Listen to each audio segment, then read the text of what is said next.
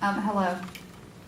I'm honored and humbled to be here with this group on this stage. I am been working on gun violence prevention since the tragedy at Virginia Tech. There were 32 families whose loved ones were killed.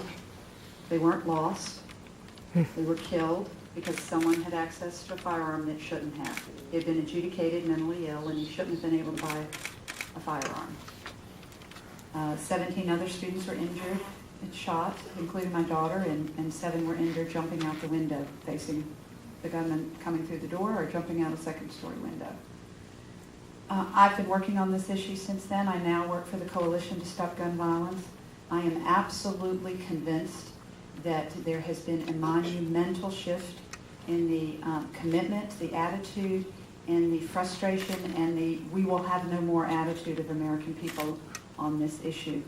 I have always felt that I was in the majority, clearly in the majority. Who wouldn't do whatever it takes to stop gun violence? Who would want their family member to get that phone call, come pick up your dead child? You know, it is atrocious in this country that we live in a culture, as Michael has suggested, a culture that allows children to murder children. It's astonishing to me. It's unacceptable. And, you know, I will do anything and everything I can to stop the gun violence that permeates every fabric of society. It's everywhere. You know, it's people killing themselves, people killing their neighbors. Can't go to a grocery store, a movie theater, a college campus, and now an elementary school without fear of being mowed down by somebody who should not have access to firearms. You know, the difference in these cultures in these developed countries is clearly the access to firearms by people who are dangerous, by criminals and terrorists and domestic abusers. In states across America where we have closed the private sale loophole, i.e. we require background check on all buyers, domestic violence by intimate partners has been reduced 38%. Now, how many women's lives have been saved because we require a simple background check? Suicides in those states have gone down 49%. Wow. It is clearly working. When you do a background check on all buyers, you're stopping dangerous individuals, criminals, and those who would do harm to others.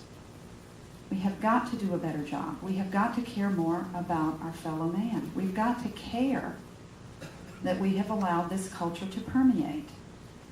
And I would just like to say one more thing about the NRA and the myth, you know, of their influence.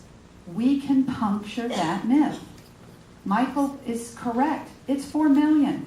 And frankly, 3 out of 4 of those members want to have a background check on all buyers. They're with us. Responsible gun owners understand the responsibility of having a lethal weapon in their hands and what it can do in the wrong hands. In a state like Virginia, we're purple. We're as purple as it gets. A candidate can win. Tim Kaine ran for mayor, ran for lieutenant governor, ran for governor, and ran for the U.S. Senate with an F rating from the NRA and won every elected office he had been to. In Virginia. In Virginia. Imagine that. The NRA spent $700,000 against Tim Kaine, and it didn't work. We know we're on the moral side of this issue. We know what it takes to stop people from killing our children, killing our neighbors, killing our friends, killing our co-workers. So let's get it done, and let's everybody in this audience, everybody listening, everybody watching, please raise your voice. We can no longer be the silent majority. We have to be the very, very loud majority. Thank you. Thank you.